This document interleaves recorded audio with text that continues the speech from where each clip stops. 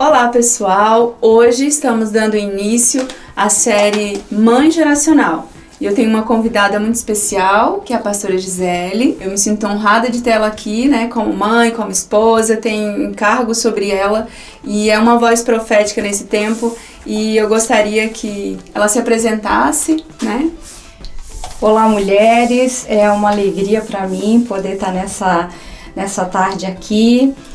Quero já agradecer o convite meu, é uma honra para mim poder compartilhar esse tempo com você.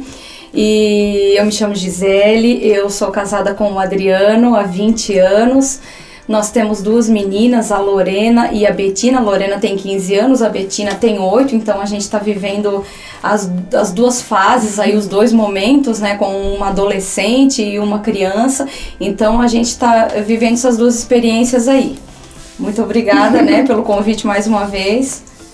E hoje a gente vai estar, abrindo essa série com um tema muito especial, que são alguns fundamentos que acreditamos, que ser essencial para ser uma mãe geracional. E eu vou estar iniciando fazendo uma pergunta para ela, que fundamentos você acredita que seja necessário para se tornar uma mãe geracional? Eu considero o assunto maternidade muito abrangente, né? São vários os fatores que vão nos nortear a nossa criação com filhos, a maneira de lidar, mas eu considero muito importante o fato da mulher, da mãe, ela ter a sua identidade restaurada em Deus, a sua identidade curada.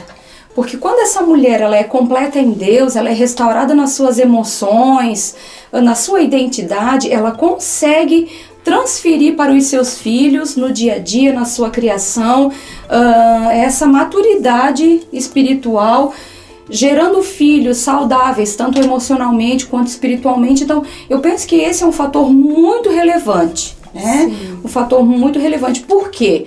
Porque se eu tenho algo que não está bem resolvido na minha paternidade, na minha maternidade, né? Eu tenho algo que não está bem resolvido com o meu pai, com a minha mãe, às vezes uma falta de perdão, um ressentimento, algo que ficou da infância, da juventude, um abandono, uma rejeição, seja o que for.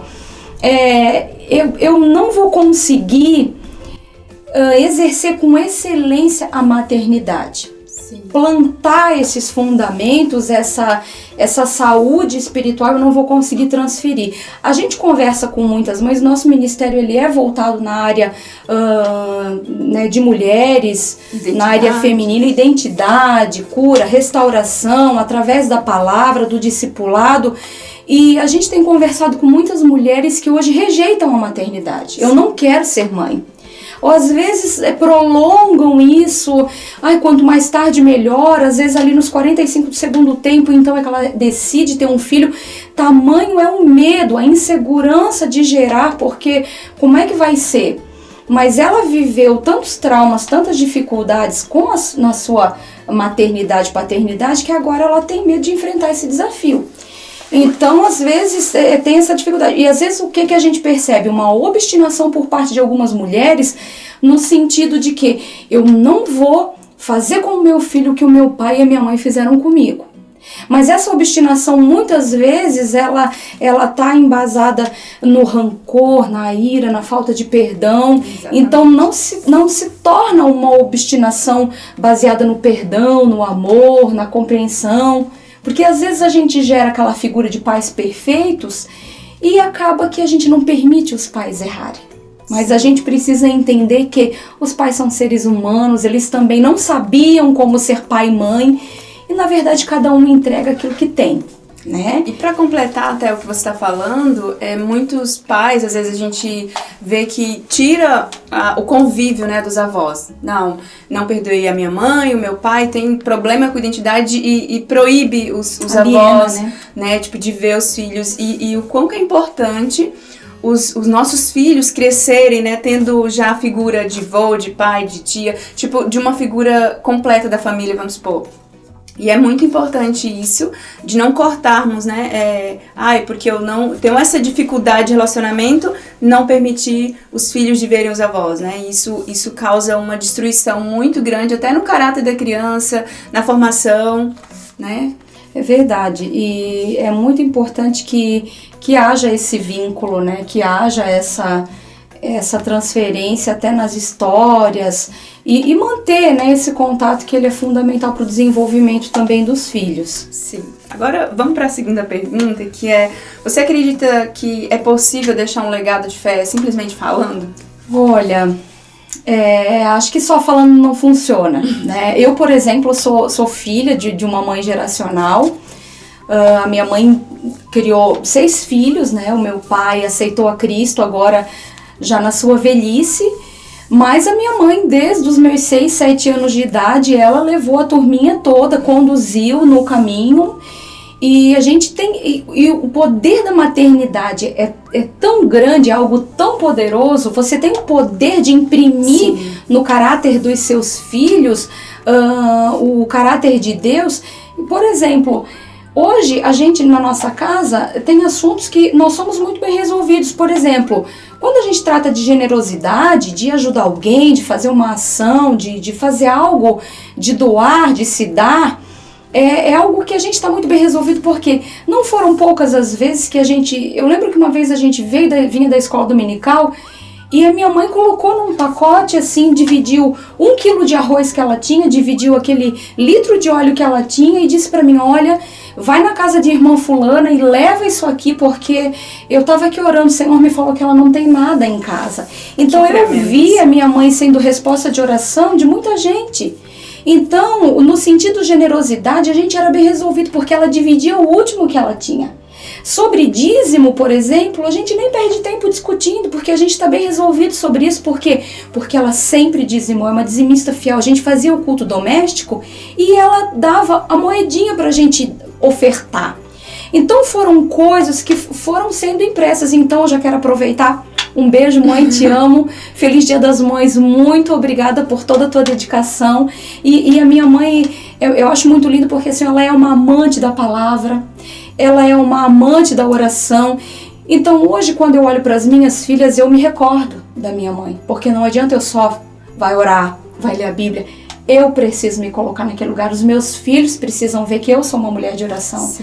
Os meus filhos precisam ver que eu amo a palavra de Deus. Então tudo isso vai sendo... Não dá só para falar. Né? Não dá só para falar. Porque ensinar um menino no caminho é diferente de ensinar o caminho. Sim. Porque se uma pessoa te pede uma informação, você dá um endereço, mas pode acontecer que no meio do caminho ela se perdeu, aí ela para de novo, pede informação, alguém pode dar uma informação errada.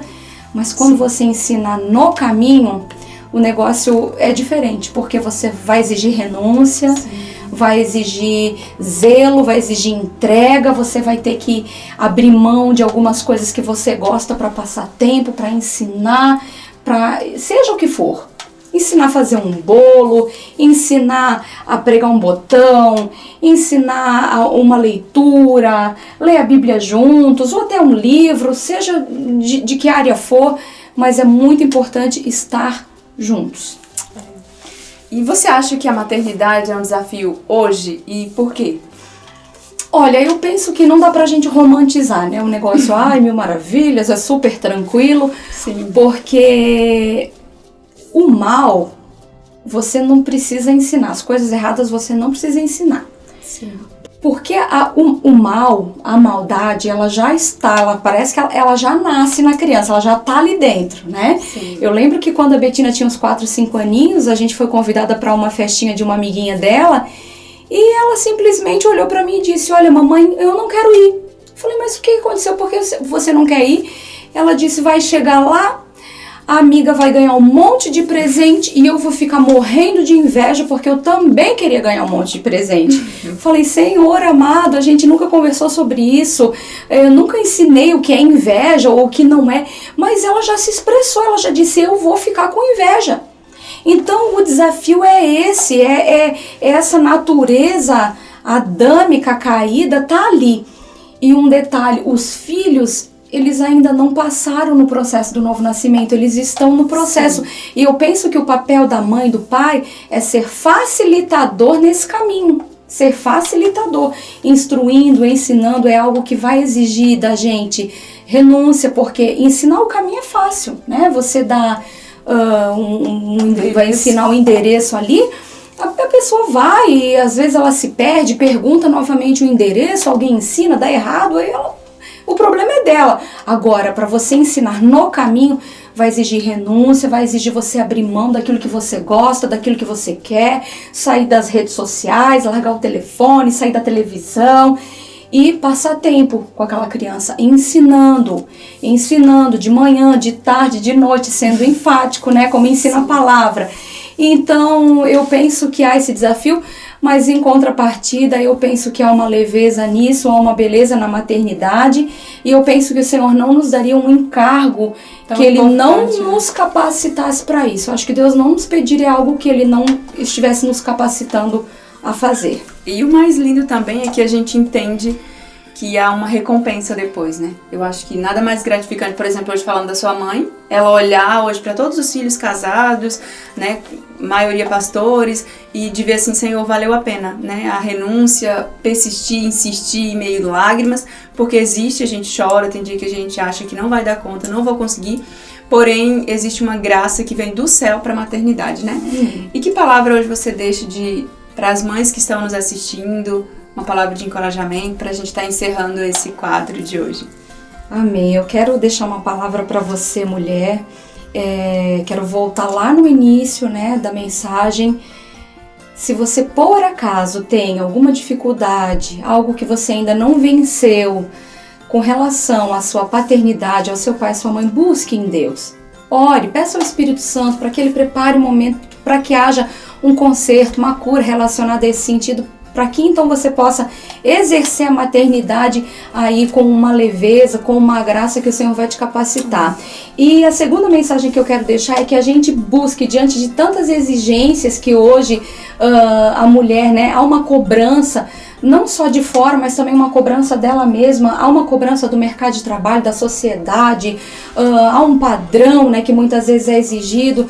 Mas eu gosto muito e eu prefiro ficar com o padrão de Provérbios 31, 28, que diz assim: os seus filhos a respeitam e a elogiam, e o seu marido também a elogia, dizendo: pode haver muitas esposas exemplares neste mundo, mas eu tenho certeza que nenhuma delas é melhor do que você. Ou seja, ter o reconhecimento, buscar o reconhecimento dentro da sua própria casa, fazer com que os filhos olhem para você e te vejam como uma mulher de Deus, o seu esposo olhar para você e te ver como uma mulher sábia, uma mulher auxiliadora, não tem preço. Lá fora a gente pode conquistar tudo, mas a nossa prioridade ainda precisa ser dentro do nosso lar.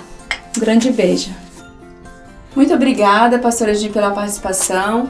Quero dizer para você, mãe, que Deus abençoe você. Entenda que essa missão é o Senhor que nos ajuda, né? E queremos deixar um abraço para você, que Deus abençoe e que o Senhor te fortaleça nessa missão que é extraordinária, que é a missão da maternidade. Deus abençoe.